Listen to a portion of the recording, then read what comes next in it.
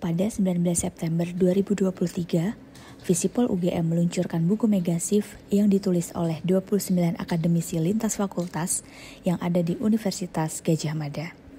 Buku 19 bab ini merupakan salah satu produk knowledge dari Megashift Visipol UGM untuk menjawab sejauh mana ilmu sosial dan ilmu politik memaknai, merespons, dan beradaptasi dengan dua tema besar yaitu transformasi digital dan perubahan iklim.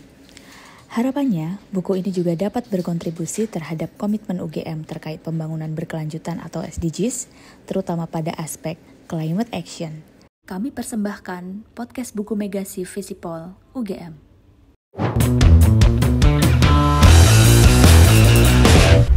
Halo teman-teman semua, ketemu lagi di podcast Visipol. Kali ini kita akan membahas satu isu yang baru, satu isu yang menarik sekali terkait soal transformasi digital. Pada 19 September 2023, Visipol meluncurkan buku Megashift yang ditulis oleh para akademisi, dosen, dan peneliti dari lintas fakultas yang ada di UGM. Buku 19 bab ini merupakan salah satu produk knowledge dari Megashift Visipol yang hari ini kita sudah kedatangan tamu yang sangat spesial sekali. Bersama saya, Syaifah Tania. Sudah bersama kita juga ada Dr. Kusrido Ambardi atau biasa kita kenal dengan Mas Dodi. Halo Mas Dodi, selamat siang kalau sekarang, tapi buat pemirsa semua bisa jadi ini pagi, siang, sore, malam gitu ya. Nah, hari ini kita akan mendiskusikan salah satu tulisan Mas Dodi di buku Megashift ini, yaitu disrupsi teknologi dan redistribusi kekuasaan di era digital. Menarik sekali ini Mas Dodi. Kalau kita boleh mulai dari awal, apa sih sebetulnya Mas alasan mengapa memilih topik ini begitu, dan sebetulnya ada urgensi apa kok memilih topik ini untuk jadi topik dalam buku Megashift? Ada dua alasan ini, Tania. Yang pertama itu alasannya tentu saja saya harus membaca Thor. Dan Thor itu kata kuncinya adalah Megashift atau perubahan tektonik yang terjadi di masyarakat. Tetapi kemudian Thor itu memberikan peluang. Saya bisa memilih topik, bisa memilih isu, dan seterusnya. Yang itu tergantung saya sendiri. Nah, saat itu saya memiliki satu concern panjang. Saya menekuni isu tentang teknologi dan kekuasaan. Nah, oleh karena itu ini klop. Saya menuliskan itu untuk melihat bagaimana Megashift yang dibawa oleh teknologi digital tersebut itu bisa meredistribusi ulang kekuasaan. Di sana kita harus melihat berarti masyarakat itu atau negara itu di sana ada sejumlah aktor yang ketika teknologi digital itu merevolusi, itu ada sejumlah aktor yang bertambah kekuasaannya dan ada aktor yang berkurang kekuasaannya. Yang berkaitan dengan urgensi, nah itu yang selama ini sebetulnya kurang banyak dibahas oleh para ilmuwan dan riset-riset ya. Karena begitu mencekamnya revolusi digital ini sehingga isu-isu yang paling populer itu adalah bagaimana melakukan adaptasi terhadap teknologi digital. Bagaimana kita bisa survive dalam transformasi digital atau dalam zaman digital ini. Nah, tetapi kemudian bagaimana teknologi itu mengubah, ada sejumlah aktor yang makin perkasa, ada sejumlah aktor yang kemudian kekurangan kekuasaan. Nah, kira-kira bab saya itu berkaitan dengan isu itu. Menarik banget. Jadi kalau bisa kita simpulkan, teknologi ini sebagai sebuah enabler dari kekuasaan di media digital yang boleh jadi dari disrupsi ini ada yang semakin kuat, tapi ada juga yang semakin lemah gitu ya Mas. Terkait hal tersebut, kalau boleh tahu nih Mas, kira-kira implikasi topik ini dalam konteks dunia pendidikan, karena kita di lingkungan akademik kira-kira seperti apa Mas? Ada dua sisi di sana yang harus kita lihat. Yang pertama itu sisi teknokratisnya. Sisi teknokratis itu berarti ketika kita berbicara teknologi digital, kita harus melihat bagaimana kita memanfaatkan teknologi digital itu untuk survive, untuk mengekspan kemampuan kita, baik secara individual maupun kelompok, bahkan kemudian sampai level negara dan bangsa, misalnya seperti itu. Yang kedua, ini yang perlu juga kita tekankan, kita harus mendekatinya secara kritis, bahwa teknologi itu tidak netral, bahwa platform itu juga memiliki bias. Nah, itu yang perlu untuk kita periksa. Nah, saya memeriksa itu dalam berhalaman-halaman dari tulisan saya itu, sehingga kemudian saya ingin tunjukkan ini loh cara kita melihat secara umum teknologi itu tidak netral gitu. ada sesuatu di balik teknologi itu yang harus kita pahami juga gitu ya, secara kritis. Tadi membicarakan soal bagaimana kita melihatnya dari aspek teknokratis dan juga secara kritis. Mungkin kita familiar dengan konsep sosio-teknokratis dalam berbagai pendekatan, khususnya bagaimana teknologi dan disrupsi ini.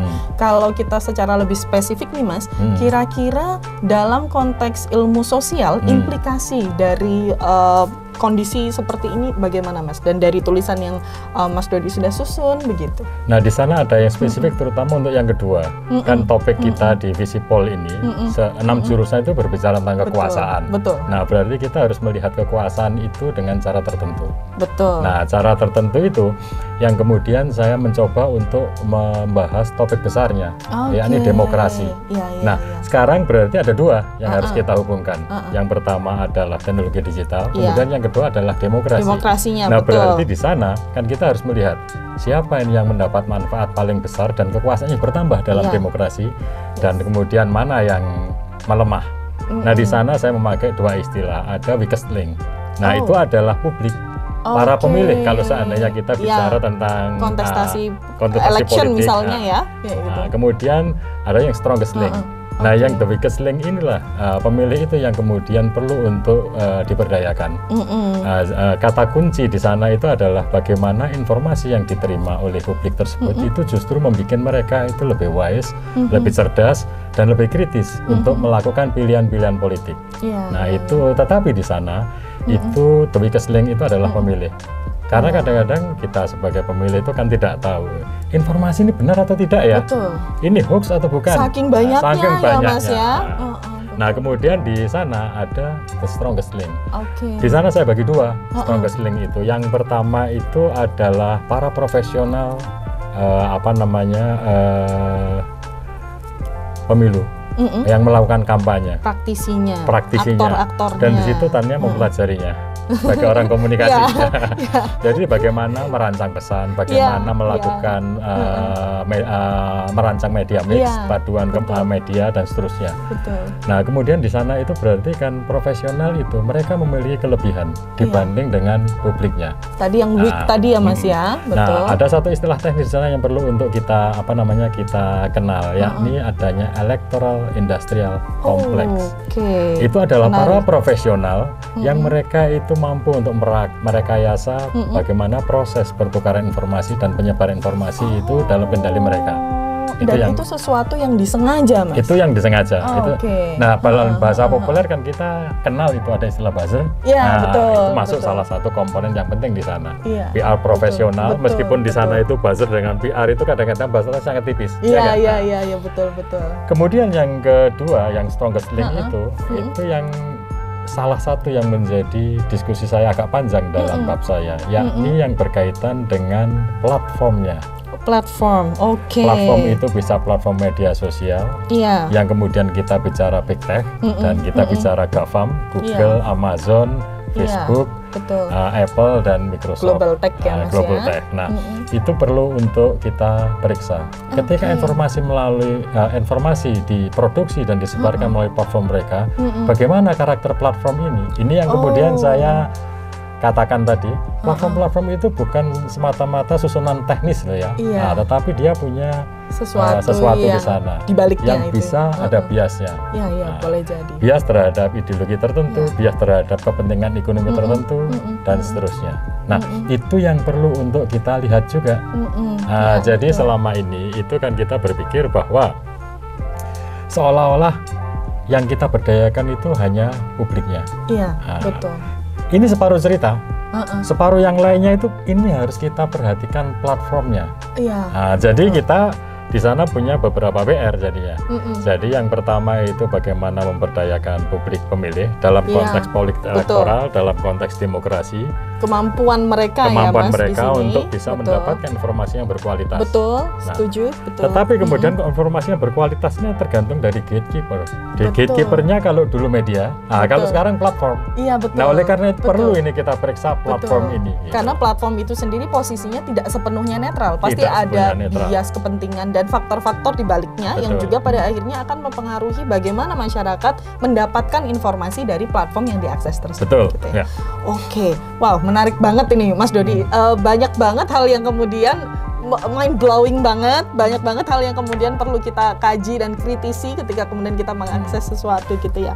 Mungkin pada tataran terjauh ketika kemudian kita selesai mengkaji sesuatu adalah bagaimana kita bisa memberikan rekomendasi terkait soal poin yang kita kaji begitu. Kira-kira rekomendasi kebijakan apa yang kemudian bisa kita berikan sebagai sumbangsih terhadap isu ini gitu Mas? Ada dua rekomendasi. Yang pertama ini yang berkaitan dengan istilah teknis saya tadi itu the weakest link. Nah itu harus kita tangani di sana. Dan itu sebetulnya apa yang selama ini kita jalankan. Kita itu maksudnya pemerintah yang mereka membuat proses atau penyadaran bagaimana menghadapi gelombang informasi yang terlalu banyak. Nah itu berarti pemberdayaan publik. Itu satu. Betul. Dan itu tinggal variasinya kita tambah, isu-isunya kita kembangkan, dan setelah itu mungkin magnitude-nya yang kita tingkatkan. Betul. Nah, kemudian yang kedua ini, rekomendasi berikutnya adalah bagaimana kita itu mempersoalkan platform itu. Jadi tidak hanya sekedar kita berbicara hoax, kalau bahasa Indonesia kan hoax gitu ya. Hoax itu atau berita atau disinformasi itu kemudian menggapai publik, dan publiknya yang kemudian mencoba untuk mengkritisinya. Jadi publiknya juga aware gitu ya terhadap informasinya, dia paham gitu ya. Tapi itu tidak cukup. Platformnya yang sekarang karena mereka ini yang kemudian memberikan, mereka punya sistem untuk sistem sirkulasi mereka sendiri, punya algoritma mereka sendiri, punya pilihan-pilihan isu yang mungkin mereka sorongkan seolah-olah itu ideal, padahal itu kemudian lebih banyak menyebarkan dan memberikan fasilitasi terhadap hoax dan disinformasi. Nah itu berarti kita berbicara tentang kebijakan, regulasi yang berkaitan dengan platformnya. Betul. Oke, jadi kalau kita membicarakan rekomendasi kebijakan ini, nggak bisa kita hanya melihat salah satu pihak, tetapi kedua pihak, baik itu the weakest one, yaitu tadi publik, begitu bagaimana pemberdayaan ini bisa jadi langkah yang bisa kita rekomendasikan, dan juga bagaimana platform ini bisa kita regulasi atau kita kelola, mungkin begitu ya Mas, dengan kondisi yang bisa memberikan informasi yang jauh lebih bermanfaat bagi publik, sehingga ini jadi dua arah yang sama-sama bermanfaat gitu ya Mas. Oke, menarik sekali Mas Dodi, tapi sayang sekali waktunya sudah berakhir. Tapi jangan sedih teman-teman semua, bisa membaca di buku Megashift Visipol, nanti teman-teman bisa mendapatkan ulasan yang lebih lanjut begitu. Jadi terima kasih sekali Mas Dodi untuk waktunya hari ini. Saya senang sekali belajar banyak sekali dari Mas Dodi. Teman-teman, kita akan ketemu lagi di seri-seri selanjutnya. Jadi nantikan podcast Megashift Visipol selanjutnya. Bye-bye.